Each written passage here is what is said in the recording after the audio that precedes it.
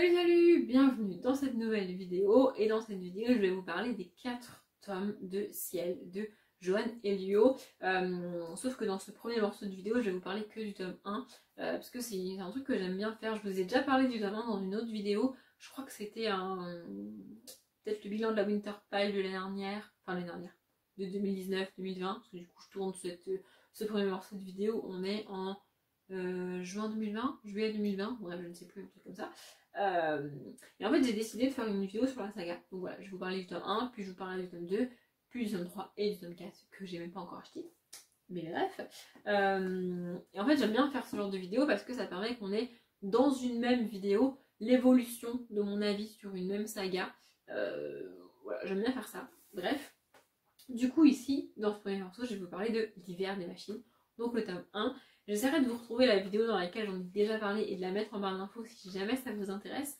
Donc ici on va y rencontrer 5 personnages, je crois. Attendez, je vais vérifier ce que c'est marqué à la fin. C'est ça, on y rencontre Tommy, Peter, Thomas, Jenny et Sarah. Donc on a Tommy qui est le grand-père, Peter qui est son fils, Sarah son ex-femme et Thomas et Jenny les enfants de Sarah et Peter, sachant que Sarah et Peter sont divorcés. Et donc en fait on rencontre chaque personnage, on a donc une alternance entre les 5 points de vue à chaque fois. Le début est un petit peu répétitif mais j'ai trouvé ça vraiment nécessaire et vraiment bien fait parce qu'en fait chaque personnage est dans un endroit différent. On est principalement en Europe, donc il y a des personnages qui sont en France, d'autres en Italie et d'autres en Allemagne. Et en fait on rencontre chaque personnage au moment où le ciel crache. Le ciel c'est l'intelligence artificielle qui régit le monde depuis plusieurs années, on est dans une dystopie, je ne vais pas préciser. Et donc en fait le ciel s'arrête, il y a une coupure d'électricité, tout s'arrête, le monde s'arrête littéralement et on va découvrir chaque personnage à ce moment précis, ce qui fait que c'est un peu répétitif parce que c'est le même moment. Donc du coup tu lis un chapitre, puis au début du chapitre suivant tu reviens au début du chapitre d'avant, tu vois, chronologiquement c'est un peu bizarre. Et du coup c'est assez répétitif mais ça permet de vraiment découvrir les personnages juste avant et au moment où le crash se produit, ce qui est assez important pour la suite de l'histoire. Et donc du coup après on va suivre leur histoire et ce qui se passe parce que on a une entité, une intelligence artificielle qui va prendre le pouvoir. Donc on a le ciel qui crache et une intelligence artificielle qui va prendre le pouvoir et qui va dominer les gens. En fait c'est un peu un dictateur mondial, enfin, là on est qu'en Europe. Et vraiment j'aime beaucoup cette saga. Voilà, j'ai très hâte de lire la suite. J'ai adoré ce tome 1, j'avais jamais lu de Johann Elio et franchement j'ai trouvé ça trop cool.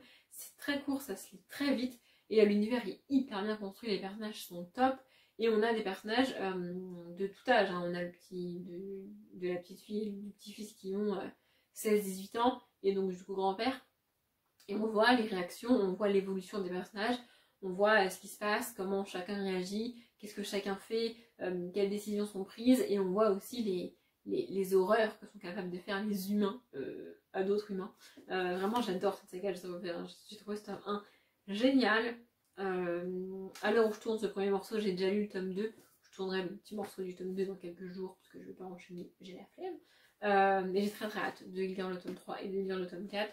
Donc le tome 4 c'est l'été logiquement, et le tome 3 c'est l'été logiquement, et le tome 4 c'est l'automne logiquement. Du coup je l'ai dit, on est déjà au mois de juillet où je tourne ça, au moment où je tourne ça. Je sais pas si je lirai l'été en été et l'automne en automne, mais en gros c'est l'été. Bref, j'écoute quoi? J'écoute Don't Leave de Arizona en lisant cette saga. Du coup, je tournerai le morceau du tome 2 dans quelques jours, mais vous allez la voir tout de suite. Du coup, je vous retrouve pour vous parler du tome 2, donc le printemps de l'espoir, toujours de Johann Elio. J'ai beaucoup aimé ce tome-ci, donc pareil, on retrouve nos 5 personnages et on a le même principe d'alternance entre les points de vue. Et en fait, je me suis rendu compte avec ce tome 2 que normalement, j'aime pas le post-apo parce que dans tous les post-apo que j'ai lus, à part celui-ci, ou un ou deux autres peut-être, mais vraiment pas beaucoup, je suis pas d'accord avec la manière dont réagissent les personnages. Genre, enfin, je sais pas si on a une attaque de zombies, je comprends pas pourquoi les personnages se disent bah je vais me faire un sac à dos avec des vivres et des couvertures et je vais aller voir si plus loin c'est pas mieux.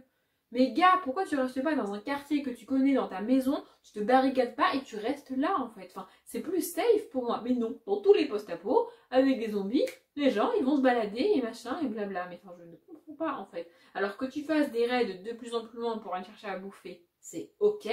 Que tu partes sur la route en mode danger parce que les zombies sont autour, c'est pas ok. Enfin, je comprends pas. Vraiment, je suis rarement d'accord avec les agissements des personnages de post-apo. Mais là, je suis ok avec ce qu'ils font. En fait, c'est comme ça que j'aimerais agir dans leur monde et avec ce qui leur arrive. Du coup, ça passe plutôt bien. On continue à suivre nos personnages comme je l'ai dit. Ce tome 2 est plus court que le tome 1. Je l'ai lu vraiment très rapidement. J'ai beaucoup aimé. Il fait combien de pages? Il fait même pas 230 pages. C'est très court. J'ai vraiment hâte de lire la suite. On n'a pas beaucoup d'avancées dans ce tome 2. Mais on a des éléments qui se mettent en place et l'auteur clairement sait où il va et c'est ce qu'il veut faire par la suite et ça c'est très cool. On sent que c'est maîtrisé, on sent que c'est construit et c'est vraiment bien écrit. Du coup, voilà, j'ai pas grand chose à dire sur ce tome 2 parce que je peux pas spoiler sur ce qui s'y passe et en même temps il se passe pas des masses de choses, mais j'ai vraiment hâte de lire la suite. À l'heure où je vous parle, j'ai pas encore acheté le tome 3 et pas le tome 4 non plus, mais j'ai vraiment envie de me l'acheter genre là bientôt tout de suite parce que je vais avoir envie de le lire.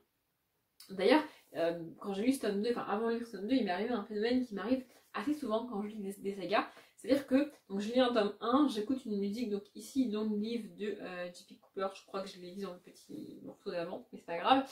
Et quelques semaines après que j'ai terminé le tome 1, j'ai la musique en tête et j'arrive pas à m'en débarrasser. Et la seule manière de me débarrasser de cette musique, c'est de lire la suite. Je trouve ça trop cool en fait. Je me retrouve avec une musique dans la tête qui me donne envie de lire un livre. Elle me fait. Bon, peut-être que je suis folle. Hein.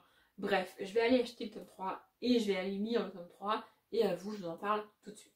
Du coup, je vous retrouve pour vous parler de ce tome 3 et c'est très bizarre et très compliqué parce que normalement, avant de tourner les bouts de vidéo sur les tomes suivants, je monte les précédents morceaux, sauf que là, j'ai pas eu le temps et j'ai un peu eu la flemme, donc je l'ai pas fait. Et puis surtout, je pense que vous avez... Enfin, il y a un changement de décor en plein milieu de cette vidéo. Vous êtes au courant si vous avez vu mes autres vidéos, j'ai déménagé entre temps, machin, blabla, tout ça. Confinement, bref, enfin bref. Mais du coup, je sais plus du tout ce que j'ai dit du tome 2 et du tome 1. Et là, j'ai envie de lire le tome 3, donc qui est l'été de la révolte de Johan et Lio. J'ai bien aimé ce tome 3. On n'a pas de réelle avancée dans l'histoire dans ce tome 3. Par exemple, jusqu'à présent, c'est le tome que j'ai moins aimé. Pour vous donner un ordre d'idée, parce que il se passe pas grand chose, on n'avance pas beaucoup, on n'a pas beaucoup de révélations, on n'a pas beaucoup d'éléments, pas beaucoup d'informations. Ça avance et clairement l'auteur prépare le grand final, à savoir l'espèce de combat final que j'espère va avoir lieu dans le tome 4. Je sais pas quand je lirai le tome 4 parce que je sais pas si par rapport à la saison, je vais le mettre dans la saison dans laquelle il se passe ou pas, mais on verra. Bref, sachant que c'est l'automne, donc du coup ça veut dire qu'il faut que j'attende encore un an pour le lire, puisque au moment où je tourne cette vidéo, on est en novembre 2020, en plein confinement. Enfin, voilà, bref. Mais bon, je sais pas trop à quoi m'attendre dans le tome 4, je sais pas quand je le lirai. Je sais pas si je le lirai dans l'année qui vient ou pas, je sais pas. Donc, en fait, j'aimerais bien le lire dans pas trop longtemps, parce que le but c'est que cette vidéo sort pas dans 6 ans non plus, tu vois. Mais je sais pas quand je vais les lire. J'ai bien aimé ce tome 3, ça se lit bien. J'aime beaucoup la plume de Johan et Lio. C'est toujours très fluide, ça se lit très bien. C'est très cool, c'est très bien construit. Mais il y a des longueurs dans ce tome 3 en fait. Il y a des moments où tu te dis bon, il se passe pas grand chose, c'est dommage. Avance, bouge-toi et tout. Et puis l'auteur commence à partir un peu loin au niveau de tout ce qui est SF. Au niveau de tout ce qui va être les robots, l'organisation scientifique, enfin l'IA. L'intelligence artificielle qui gère le monde et qui a absolument fait tout bugger là au début du tome 1, ça part un peu loin dans le délire et je suis pas très fan de ça en fait. J'aime bien la SF quand c'est des ordinateurs, des robots et tout, mais quand c'est un humain qui est derrière. Et là, c'est pas un humain qui est derrière, c'est vraiment juste l'IA qui a pété un câble toute seule. Et je trouve ça un peu...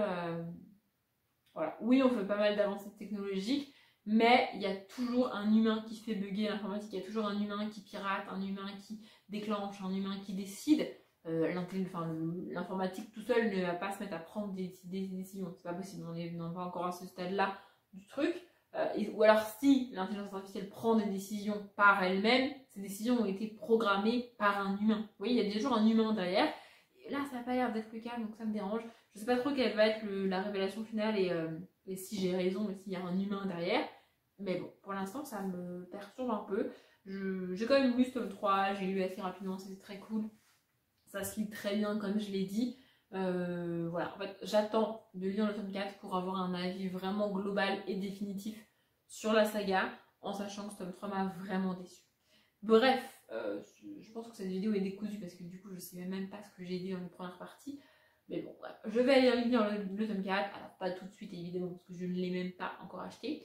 Mais je vais lire le tome 4 et je reviendrai pour conclure cette vidéo quand ça sera fait. Du coup, je vous retrouve pour vous parler du tome 4 de Ciel. Il est quasi certain, même certain, que la qualité de l'image et du son ont changé puisque les 3 premiers morceaux de la vidéo, je les ai tournés avec mon téléphone et entre temps, j'ai acquis mon appareil photo et donc je tourne cette dernière partie de vidéo avec mon appareil photo, donc le son ne sera pas le même, l'image ne sera pas la même. Mais bon, j'allais pas tourner avec une moins bonne qualité juste pour que ça ait la même qualité dégueulasse sur toute la vidéo. Bref, comment vous dire que ce livre a été un échec total et une déception totale. Vraiment, j'ai monté les 3 premiers morceaux de cette vidéo avant de tourner celui-ci. Et vraiment, je dis que je suis ultra fan du tome 1, que j'ai adoré le tome 1, que j'ai beaucoup aimé le tome 2. Et au tome 3, on sent bien que ça se casse la gueule et que j'ai moins aimé. Mais alors ce final, c'est long, mais c'est long. En fait, ce qui me dérange avec cette saga, c'est que plus on avance dans les tomes, plus ils sont courts. C'est-à-dire que le tome 2 est plus court que le tome 1, le tome 3 est plus court que le tome 2, le tome 4 est plus court que le tome 3. Donc là, on est sur 200 pages. Je crois, même pas. Voilà, on est sur 230 pages, en gros. Et pourtant, plus on avance dans les tomes, qui sont de plus en plus courts, plus on a des longueurs.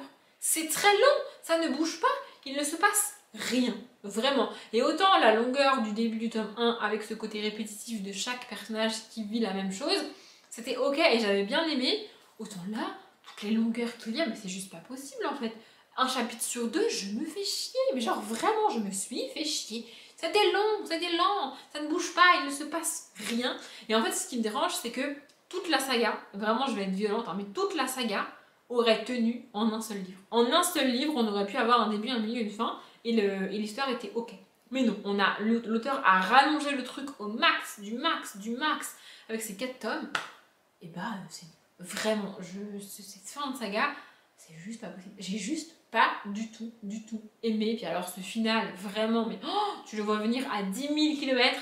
En fait, c'est tellement long et c'est tellement lent que tu as le temps d'envisager toutes les fins possibles dans ta tête. Et bah du coup, forcément, tu vas deviner la fin. J'avais fait tellement d'hypothèses pour la fin dans ma tête que parmi toutes ces hypothèses, il y avait la vraie fin. Donc j'avais deviné la fin en fait. Enfin, vraiment, j'ai pas du tout aimé. Je suis dégoûtée parce que vraiment, j'ai adoré le tome 1. D'ailleurs, si je dis pas de bêtises, il est dans mes meilleures lectures de 2020. Celui-ci est pas loin d'être dans mes pires lectures de 2021. Voilà, vous voulez la chute du truc. C'est aussi pour ça que j'aime bien faire ce genre de vidéo sur une saga complète parce que si j'avais présenté la saga complète une fois que j'avais lu les 4 tomes, mon avis sur le tome 1 aurait pas du tout été le même en fait. Alors que j'ai adoré le tome 1, vraiment j'ai surkiffé le tome 1. J'ai trouvé ça génial, j'ai trouvé la plume géniale, j'ai trouvé la construction hyper intelligente.